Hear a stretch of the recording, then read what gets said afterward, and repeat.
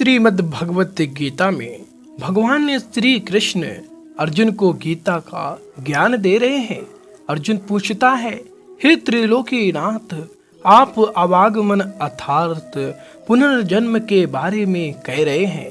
इस संबंध में मेरा ज्ञान पूर्ण नहीं है। यदि आप पुनर्जन्म की व्याख्या करें तो कृपा होगी। कृष्ण बताते हैं, इस सृष्टि के प्राणियों को मृत्यु के पश्चात अपने अपने कर्मों के अनुसार पहले तो उन्हें परलोक में जाकर कुछ समय बिताना होता है, जहां वो पिछले जन्मों में किए हुए पुण्य कर्मों अथवा पाप कर्म का फल भोगते हैं।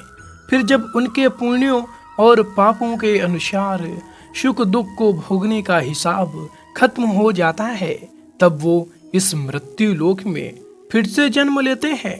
इस मृत्यु लोक को कर्म लोक भी कहा जाता है, क्योंकि इसी लोक में प्राणी को वो कर्म करने का अधिकार है जिससे उसकी प्रारंभ बनती है।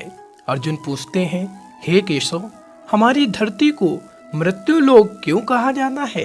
कृष्ण बताते हैं, क्योंकि हे अर्जुन, केवल इसी धरती पर ही प्राणी जन्म और मृत्यु की पीड़ा सहते हैं। अर्जुन पूछता है, अर्थात दूसरे लोकों में प्राणी का जन्म और मृत्यु नहीं होती? कृष्ण बताते हैं, नहीं अर्जुन, उन लोकों में ना प्राणी का जन्म होता है और ना मृत्यु, क्योंकि मैंने तुम्हें पहले ही बताया था कि मृत्यु केवल शरीर की होती है, आत्मा की नहीं। आत्मा तो न जन्म लेती है और ना ही मरती है। अर्जुन फिर से पूछते हैं, तुमने तो ये भी कहा था कि आत्मा को सुख और दुख भी नहीं होते, परंतु अब ये कह रहे हो कि मृत्यु के पश्चात आत्मा को सुख भोगने के लिए स्वर्ग आदि में अथवा दुख भोगने के लिए नरक आदि में जाना पड़ता है। तुम्हारा मतलब ये है कि आत्मा को केवल पृथ्वी पर ही सुख दुख नहीं होते, स्वर्ग अथवा नरक में आत्मा को सुख या दुख भोगने पड़ते हैं? कृष्ण बताते हैं, नहीं अर्जुन, आत्मा को कहीं किसी भी स्थान पर या किसी भी काल में भी सुख दुख छू नहीं सकते, क्योंकि आत्मा तो मुझ अविनाशी परमेश्वर का ही प्रकाश रूप है। हे अर्जुन, मैं माया के अधीन नहीं, बल्कि माया मेरे अधीन है और सुख दुख तो माया की रचना है। इसलिए जब माया मुझे अपने घेरे में नहीं ले सकती, तो माया के रचे हुए सुख और दुख मुझे कैसे छू सकते हैं? सुख दुख तो केवल शरीर के भोग हैं, आत्मा के नहीं। अर्जुन कहता है, हे केशव, लगता है कि तुम मुझे शब्दों में माया जाल में भ्रमा कर रहे हो। मान लिया कि सुख दुख केवल शरीर के भोग हैं, आत्मा इनकी अलिप्त है। फिर जो शरीर उनको भोगता है उसकी तो मृत्यु हो जाती है, वो शरीर तो आगे नहीं जाता। फिर स्वर्ग अथवा नरक में सुख दुख भोगने को कौन जाता है? अर्जुन पूछता है, जीव आत्मा, ये जीव आत्मा क्या है केशव? कृष्ण कहते हैं, हाँ पार्थ, जीव आत्मा देखो, जब किसी की मृत्यु होती है तो असल में ये जो बाहर का स्थूल शरीर है केवल यही मरता है। इस स्थूल शरीर के अंदर जो सूक्ष्म शरीर है वो नहीं मरता।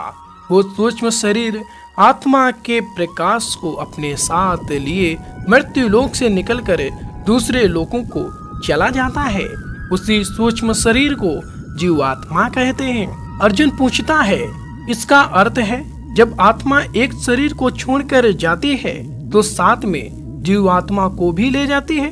कृष्ण कहते हैं, नहीं अर्जुन, ये व्याख्या इतनी सरल नहीं है। देखो, जैसे समुद्र के अंदर जल की एक बूंद समुद्र से अलग नहीं है, उसी महासागर का एक हिस्सा है। वो बूंद अपने आप सागर से बाहर नहीं जाती। हाँ, कोई उस जल की बूंद को बर्तन में भरकर ले जाए तो वो समुद्र से अलग दिखाई देती है। इसी प्रकार सूक्ष्म शरीर रूपी जीवात्मा और आत्म ज्योति के टुकड़े को अपने अंदर रखकर अपने साथ ले जाता है। यही जीवात्मा की यात्रा है, जो एक शरीर से दूसरे शरीर में, एक योनि से दूसरे योनि में विचरती रहती है। इस शरीर में सुन अर्जुन एक सूक्ष्म शरीर समाये रे। ज्योति रूप वही सूक्ष्म शरीर तो जीवात्मा कहलाए रे। मृत्यु समय जब यह जीवात्मा तन को तज कर जाए रे, धन दौलत और सगे संबंधी को संग ना आए रे। पाप पुण्य संस्कार व्यक्तियों ऐसे संग ले जाए रे, जैसे फूल से उसकी खुशबू पवन उड़ा ले जाए रे। संग चले कर्मों का लेखा, जैसे कर्म कमाए रे। अगले जन्म में पिछले जन्म का आप हिसाब चुकाए रे। हे अर्जुन, जीवात्मा जब एक शरीर को छोड़कर जाती है तो उसके साथ उसके पिछले शरीर की व्यक्तियां, उसके संस्कार और उसके भले कर्मों का लेखा जोखा अर्थात उसकी प्रारंभ सूक्ष्म रूप में साथ जाती है। अर्जुन पूछते हैं, हे मधुसूदन, मनुष्य शरीर त्यागने के बाद जीवात्मा कहाँ जाता है? कृष्ण कहते हैं, मानव शरीर त्यागने के बाद मनुष्य को अपने प्रारंभ अनुसार अपने पापों और पुण्यों को भोगना पड़ता है। इसलिए भोग योनियां बनी हैं, जो दो प्रकार की हैं, उच्च योनियां और नीच योनियां। स्वर्ग नरक क्या है? श्रीमद् भागवत गीता।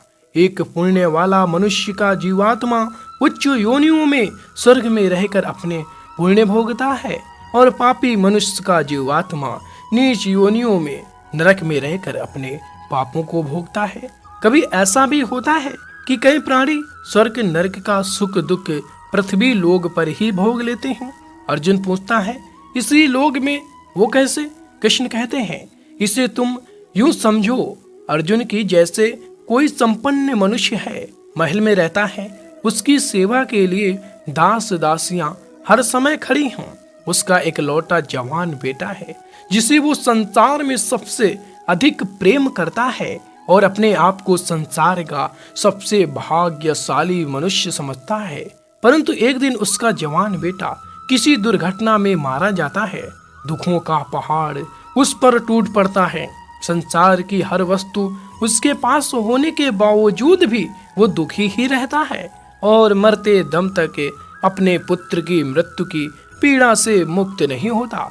तो पुत्र के जवान होने तक उस मनुष्य ने जो सुख भोगे हैं वो स्वर्ग के सुखों की भांति थे, और पुत्र की मृत्यु के बाद उसने जो दुख भोगे वो नरक के दुखों से बढ़कर थे। जो मनुष्य को इसी तरह इसी संसार में रहकर भी अपने पिछले जन्मों के सुख दुख को भोगना पड़ता है।